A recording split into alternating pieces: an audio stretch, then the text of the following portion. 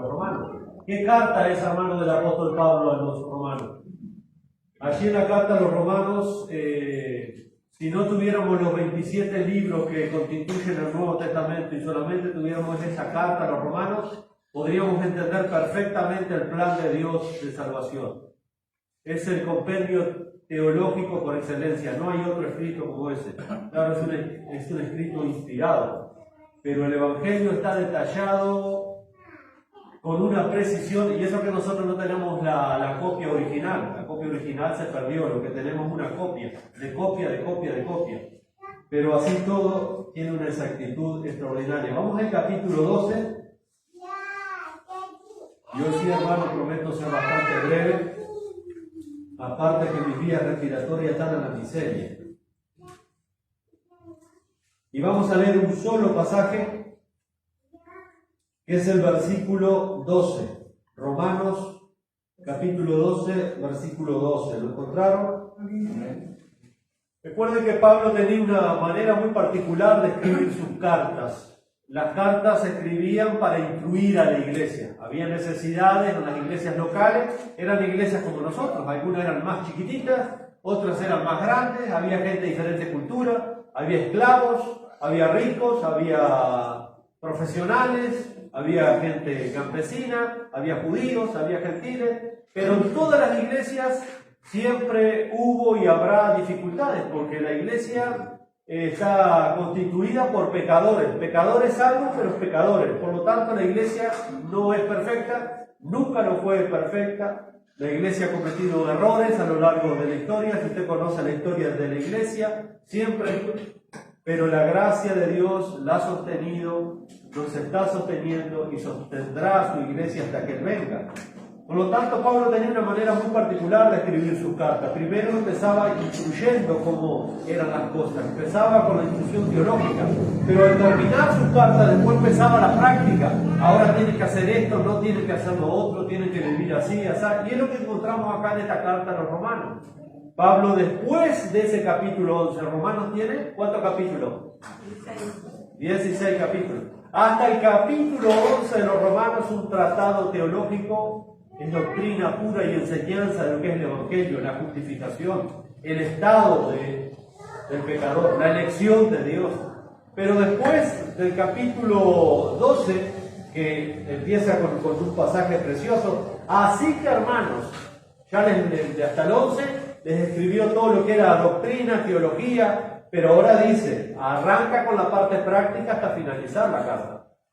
Así que hermanos, como han escuchado todo esto o han leído todo esto que les dije, como es así la cosa, les ruego por la misericordia de Dios que presenten sus propios cuerpos en sacrificio vivo, santo, agradable a Dios, que es vuestro culto racional. Con esta frase impresionante de Pablo comienza ahora la parte práctica. Ya dejamos la parte teórica, ahora empieza la parte práctica. Y en el versículo que nosotros leímos, justamente se aplica la parte práctica de la vida del cristiano. Gozosos en la esperanza. Quiere decir que si no hay una esperanza segura y firme, no hay gozo. El gozo nace de la esperanza. La esperanza fortalece el gozo. La esperanza vivifica el gozo del cristiano. Por lo tanto, cuando no hay esperanza, no hay gozo. Y cuando hay dificultades en nuestra vida, que las hubo, las hay y las habrá, nosotros tenemos que mantenernos, como dice el apóstol Pablo, y es sumamente importante esto. Gozosos en la esperanza, sufridos en la tribulación, y voy a hacer hincapié en esto, en esta frase de Pablo, sufridos en la tribulación, constantes en la oración. Mire qué fórmula, entre comillas, ¿no? Fórmula para expresar lo que Pablo quiere dar a entender a los cristianos. Esto se le llama la fortaleza de hierro del apóstol Pablo. Mire, gozosos en la esperanza. Primero tenemos que tener una esperanza en qué? Esperanza en las promesas de Dios. Eso es lo que nos va a dar gozo. Sufridos en la tribulación. Dice constantes en la oración. ¿Se acuerdan, hermanos, que el domingo pasado nosotros estuvimos predicando de la segunda carta de Pablo a la iglesia de Corinto, el capítulo 12, versículos 7 al 10, estuvimos leyendo, donde Pablo les cuenta una experiencia que él había tenido a la iglesia a los Corintios. Él había tenido una aflicción personal, muy personal, pero fue una aflicción que lo había afectado muchísimo. El apóstol Pablo, que dice que en 3 ocasiones él había rogado al Señor que le quitara aquello. Esa aflicción era algo que lo humillaba, que lo quebrantaba y que le dolía literalmente al apóstol Pablo. Y lo único que recibió del Señor, ¿qué fue? ¿Se acuerdan? Bástate mi gracia. La gracia del Señor, bástate mi gracia. ¿Por qué, Señor? ¿Por qué me tengo que bastar con tu gracia? Y Dios le dice, bueno, porque mi poder se perfecciona en la debilidad, mi gracia es suficiente para todas estas cosas. Y Pablo mismo fue un hombre que tuvo que aprender de las penurias de la vida.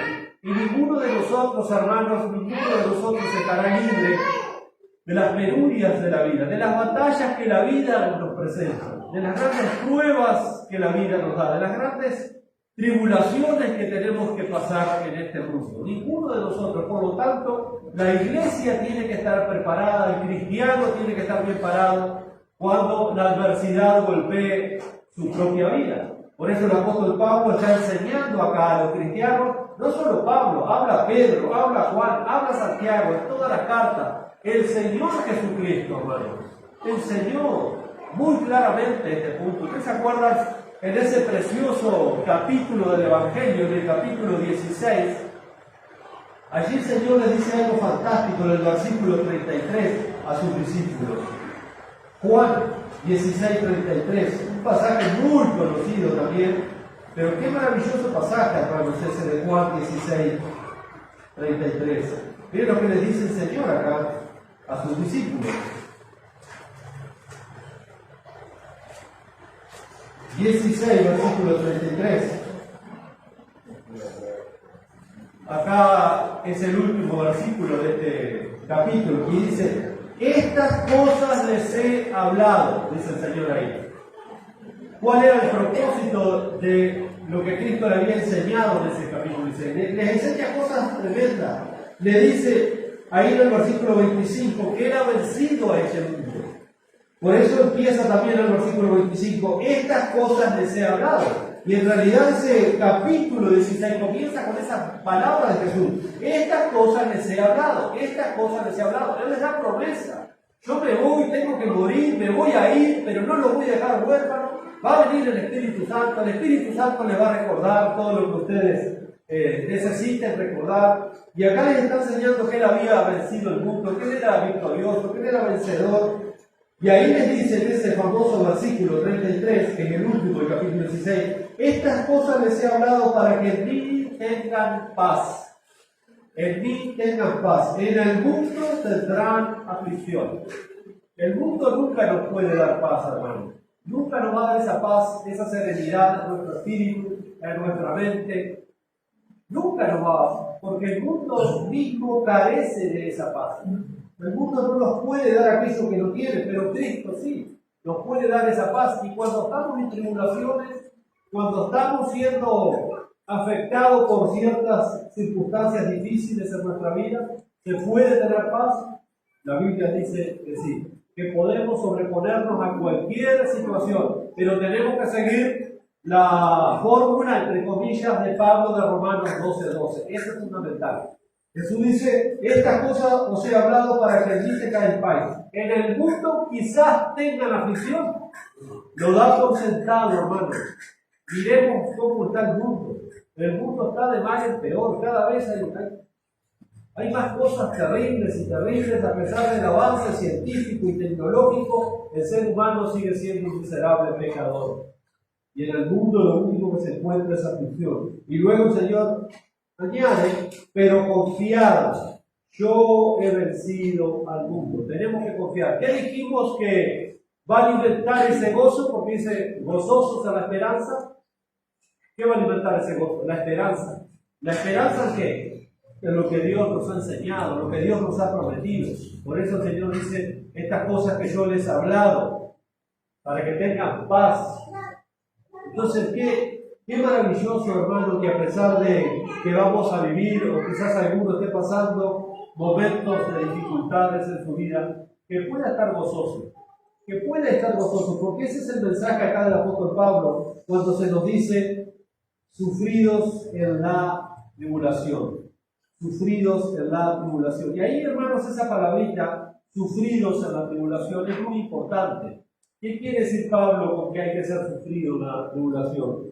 Bueno, en el lenguaje nuestro coloquial de nuestro tiempo, se usa también la palabra curtido. ¿Usted ha escuchado qué persona curtida, fulano o mecano, se repuso a tal o cual situación? Es una persona que ha dado batalla a la vida. A veces en la televisión han llevado personas del mundo que no son cristianas, pero que vencieron cierta adversidad en su vida. Me acuerdo de un montañista famoso que quiso escalar, no me acuerdo qué monte fue allí en Europa, y tuvo peripecias de todo tipo, se cayó, se quebró, se perdió la comida, ya no tenía cómo sobrevivir, pero él fue sufrido en esa tribulación, él perseveró. Él dio batalla en medio de las circunstancias y para el mundo esta persona era un héroe porque se había sobrepuesto a las circunstancias. Bueno, y un poco por ahí viene la idea de Pablo para nosotros los cristianos. Nos está diciendo que ninguna circunstancia es tan desfavorable como para dejarnos tirados en el camino. ¿Se acuerdan que este mismo apóstol Pablo dijo, escribiendo a los Corintios, contando sus experiencias, él dice, podemos estar derribados, pero no destruidos. En algún tiempo podemos estar por el piso, pero no vamos a quedar siempre tirados. Nos vamos a levantar, nos vamos a sobreponer, porque la promesa de Dios está sobre nuestra vida y el propio Señor está obrando aún en medio de las tempestades. ¿Se acuerdan cuando los discípulos iban a la barca, que el Señor los mandó a la barca? Tenían que cruzar el mar de Galilea y los agarró ahí la noche, en la madrugada, y remaban, y remaban, y remaban. Y se levantó una tempestad y se asustaron, estaban espantados del miedo que tenían, porque dice que las olas se les empezaban a meter en la barca y dijeron, bueno, hasta acá nos va a llegar, nos vamos a ahogar todos. Era una situación límite. ¿Y quién aparece caminando por encima de la tempestad? ¿Venía nervioso Jesús? ¿Venía corriendo Jesús? Está con Marta y María. Señor, si hubieras estado antes, si hubiera llegado antes, Jesús nunca llega tarde. Y Jesús nunca anduvo apurado. Nunca se tomó un micro, un ómnibus, un avión, él iba caminando. Los tiempos del Señor son perfectos con cada uno, en cada situación. Nunca anduvo corriendo.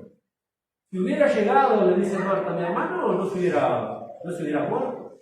Le estaba reprochando porque al parecer de Marta, Jesús se había tardado y como se tardó no pudo sanar a su hermano Lázaro, que había muerto hace 4 días. ¿Hubo impedimento? Ningún impedimento. ¿Y dónde estaba? ¿Dónde lo pusieron? Allá en aquella cueva. Lázaro sal fuera y Lázaro salió. Lo mismo cuando Jesús también iba a sanar a la hija de Jairo, ¿se acuerdan? Y de repente entre la multitud una mujer lo toca, que hacía 12 años que sufría de flujo de sangre, y fue sanada, y el Señor se para, y la hija de este hombre estaba sufriendo. Y entonces llega uno y dice, no molestes más al maestro porque tu hija ha muerto. Me imagino Jairo que habrá pensado en esa situación difícil. Y Jesús no dejó a la mujer y salió corriendo para la casa de él, a ver si podía hacer algo. Le dijo, hija, ha sido sanada de tu azote, vete en paz. Siguió ministrando a la mujer hasta el último y después se fue para los Jairos. Y cuando llegó era el revuelo, la gente lloraba, gritaba, la nena de 12 años se había muerto. Y Jesús entró, sacó a todos y entró. Recuerdo, le dice esa frase, talita cumi, niña, a ti te digo, levántate. La niña se levantó. Entonces, esto nos enseña que no hay motivo para arrancarnos los pelos, hermanos, para decir que nosotros no podemos más ante las tribulaciones y que no sé por qué me pasa esto y por qué Dios me manda esto. Tranquilo, hermano, Dios está caminando por encima de las tempestades y está probando y está formando nuestro carácter. Sin las pruebas y las tribulaciones, nosotros somos cristianos de manteca o de cristal. Por lo tanto, nuestra fe como el oro tiene que ser probada. Pero usted no se asuste, no se espante, confíe en el Señor. Gozosos en la esperanza, sufrido en la tribulación. Y esa palabra sufrido es muy importante. La palabra exacta que Pablo usa aquí para decir sufridos es una palabra griega, por supuesto, el Nuevo Testamento se escribió en griego y Pablo usa una palabra ahí que era muy conocida, muy común entre la gente de su época, que se usaba para la metalúrgica. La palabra que Pablo usa ahí en griego es upomenontes, para sufrido. ¿Por qué Pablo usa esa palabra? Bueno, le decía que era una palabra metalúrgica, era una palabra que se usaba para probar los metales. Y a los metales, antes de hacer una espada, un escudo, un yelmo para la guerra, se tenía que probar. Entonces, el metal que lo ponían bajo presión y se quebraba no servía. El metal que lo ponían bajo presión y se doblaba y no volvía al estado original, lo dejaban. Entonces, no servía para la guerra porque, imagínense, un soldado romano no iba a ir con un casco de aluminio a la guerra, no iba a ir con un casco de cobre, tenían que probar los metales. ¿Y cómo se probaban los metales? Bueno, bajo presión, hermano.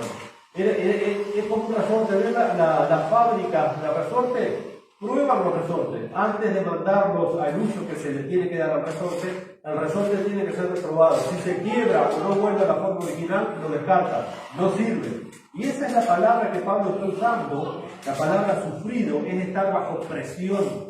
Es estar bajo presión. Nos están probando. Nuestro carácter tiene que ser probado. No nos tenemos que doblegar bajo las circunstancias. No podemos quedar doblados. Tenemos que volver al estado original. Por más que estemos bajo presión, Dios está formando el carácter de Cristo en nosotros. Y hemos venido hablando todos estos domingos, de que Dios quiere formar el carácter de su Hijo Jesucristo en nuestras vidas. Ese es el propósito principal de Dios para los cristianos. Formar el carácter de su Hijo Jesucristo en nuestras vidas. Y por lo tanto tenemos que ser probados como el metal. Por eso Pablo usa ese término griego para referirse a la palabra sufrido. Hermano, de alguna u otra manera vamos a tener que ser probados y muchas veces por medio de las circunstancias difíciles, que no vamos a entender por qué nos llegan a nuestra vida esas circunstancias. No es porque estemos en pecado, no es porque estemos en rebelión con Dios, es simplemente un tiempo de prueba que Dios en su soberanía va a establecer en la vida de sus hijos para que nosotros seamos probados. Si no, ¿qué hacemos? Leemos esto, pero no es una realidad en nuestra vida. Y la Biblia es una palabra viva. La Biblia tiene que ser carne de nuestra carne. Si no, yo leo esto y digo, quién sabe, ¿será así o no será? Pero hermano, a medida que uno ha pasado las cosas que ha vivido con el Señor, que parece que vienen problemas que nos aplastan y decimos, de esto no salgo más, Señor. Y de repente cuando queremos ver, el Señor viene caminando por encima de esa semejante tempestad y nos dice como Pedro, nos extiende la mano y nos dice, hombre de poca fe, ¿por qué dudamos? Entonces, tenemos que aprender a gozarnos, como dice acá Pablo en el versículo 12, gozosos en la esperanza. ¿Para qué? Para ser sufridos en la tribulación. No es fácil esto, para nada, hermano. Esto no es fácil para nada. Pero tenemos que aprender este proceso que es sumamente importante en nuestras vidas. Ese término entonces equivalía, el término sufrido, a resistencia, a fortaleza. Cuanto más resisto, la idea es cuanto más resisto, más fuerte me hago. Más fuerte me hago. ¿Cómo me voy a hacer fuerte si Dios no me prueba? ¿Cómo se va a fortalecer mi fe si Dios no me prueba? ¿Cómo voy a fortalecer los músculos si no voy al gimnasio y levanto peso? Los músculos se vuelven flácidos. Así la vida espiritual de un cristiano que no es probado se vuelve flácido, de manteca. Por eso le decía, cualquier cosita lo derrite, lo desanima. Anda buscando como loco alternativas, paliativas.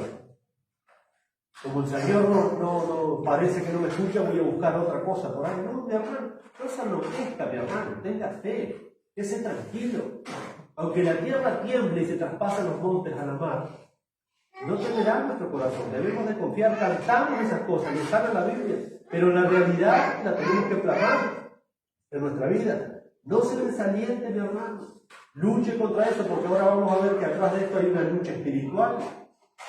En medio de la presión hay una lucha espiritual. Recuerda que hay un adversario, hay un mundo espiritual que nosotros no podemos ver, pero es tan real, o mucho más real, que las cosas físicas. Y eso es así. Así que Pablo nos exhorta en medio de la dificultad a asumir una postura de aguante y resistencia.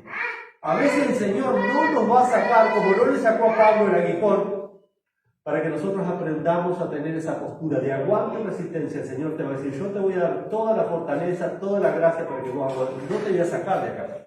Por ahora no. Pero sí te voy a dar la gracia para que aprendas a resistir y a salir fortalecido. ¿Se acuerdan con la vida del famoso Job en el Antiguo Testamento?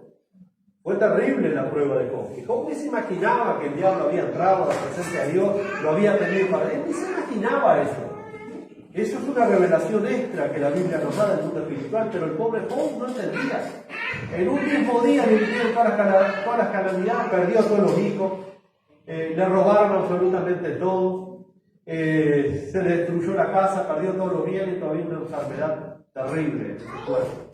Y él no entendía esas cosas, ¿no? ¿Por qué le habían sobrevenido esas cosas? Y yo sé que este tema del sufrimiento es un tema muy profundo de las Escrituras, que no es fácil abordarlo, no es fácil para nada, porque nosotros no fuimos hechos originalmente para sufrir, para padecer. El sufrimiento es resultado del pecado original. Entró la muerte y el sufrimiento, entró el caos en el mundo. Así que Pablo nos exhorta que en medio de las dificultades, de las pruebas, de los tiempos difíciles, el cristiano tiene que asumir una postura de aguante, de resistencia, mi hermano. Eso es fundamental. En una versión actual de este pasaje, de Romanos 12:12, dice, ante la tribulación resistid, que nada os aplaste en la tribulación, manteneos firmes. Ante la tribulación resistir. Y ese es el punto. Ante la tribulación lo que tenemos que hacer es pararnos firmes confiando en el Señor. Estar gozosos en la esperanza de que Dios nos ha dicho que Él va a estar con nosotros todos los días hasta el fin del mundo. Por ejemplo, de las tantas promesas que tenemos. Mañana leían en ese pasaje precioso de Romanos capítulo 8, más que vencedores. Lo leímos, pero tiene que ser una realidad. Y después terminamos ese pasaje en el versículo 34 en adelante, donde dice, ¿qué nos podrá separar del amor de Dios que es en Cristo Jesús? A ver, dígame una sola cosa, porque Pablo no encontró inspirado por el Espíritu Santo, ni una sola cosa, ni hambre, ni desnudez, ni prueba, ni tribulación, ni ángeles, ni principados, ni la muerte, ni la vida. Y Pablo dice, ni ninguna cosa creada nos podrá separar del amor de Dios que es en Cristo Jesús. Nada. Y bueno, esas promesas me tienen que traer gozo en medio de la dificultad. Por eso Pablo lo primero que dice es gozoso en la esperanza. Pero yo no puedo tener gozo si no tengo esperanza. ¿Esperanza en qué? En la promesa de Dios, mis hermanos. En medio de la tribulación. Eso es sumamente necesario e importante. Entonces, esa es la idea. La palabra que nuestras Biblias traducen por tribulación describe también cualquier situación adversa o desfavorable que pueda sobrevenirnos, y vaya que las hay. Lo que Pablo nos dice con las palabras sufridos en la tribulación es que desea que los creyentes seamos capaces de resistir en circunstancias adversas.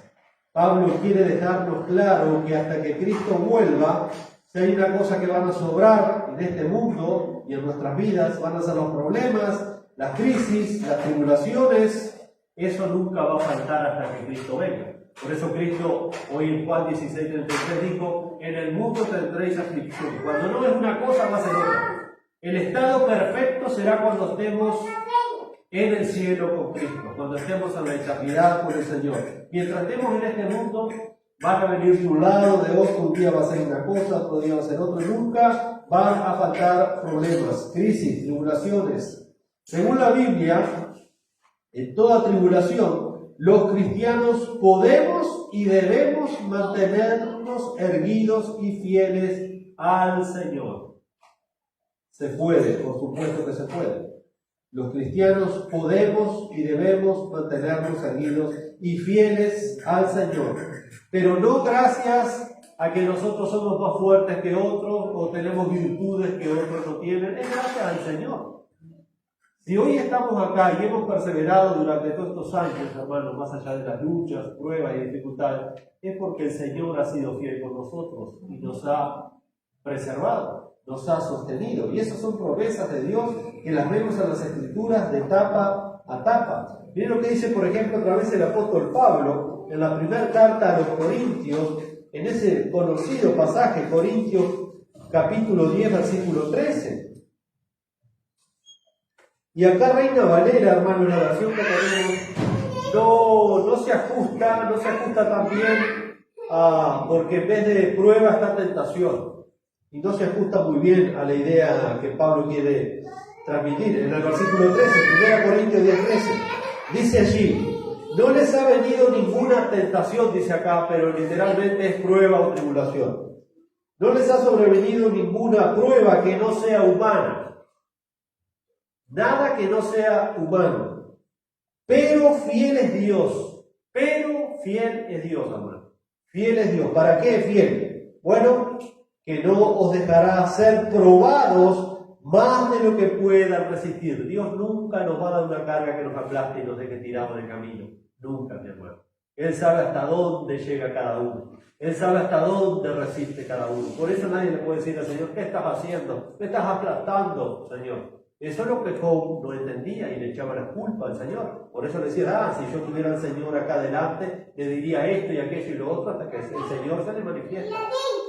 Y dice, a ver, ceñite los lomos como un varón valiente que yo te voy a preguntar y vos me vas a responder. Pobre Job. O sea, ahí nomás se quedó sin ningún tipo de argumento. Después me arrepiento de haber abierto la boca, Señor. Entonces, hay que tener cuidado con a veces nosotros juzgamos mal al Señor. Y acá nos está diciendo que Él no te va a dar nada que no puedas sobrellevar. No te va a dar una prueba, una aflicción que te aplaste, que te mate. Al contrario, Él está en el medio del proceso, mi hermano. Tú no estás solo. Eso es lo que el diablo te quiere hacer ver y creer en el proceso. Que Dios te ha dejado, que Dios no te ama, que Dios no te escucha. Pero Dios está en el proceso. Dios está allí en la oscuridad del mar, caminando por encima de la tempestad, hasta que a su tiempo los discípulos vieron que era el Señor. A los primeros estaban tan asustados que veían fantasmas. No, hermanos, no confundamos la gloria de nuestro Señor con un fantasma. El fantasma asusta, el Señor da gozo, da paz, da fortaleza. Dice allí, Pablo sigue diciendo, no les dejará ser tentados o probados más de lo que puedan resistir, sino que también, y esto es una promesa de Dios, por eso, gozosos en la esperanza, hermano, estas cosas nos tienen que dar gozo. Dice, sino que también dará juntamente con la prueba la salida. ¿Para qué?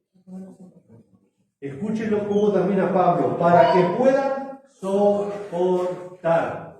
Otra vez la palabra, soportar. ¿Cuál es la idea de Pablo en Romanos 12:12? Soportar. Hermano, a veces lo único que tenemos que hacer es soportar. Ahora, ¿cómo soporto? ¿A regañadientes, dándome la cabeza contra la pared? No, esperando y confiando en el Señor y en sus promesas.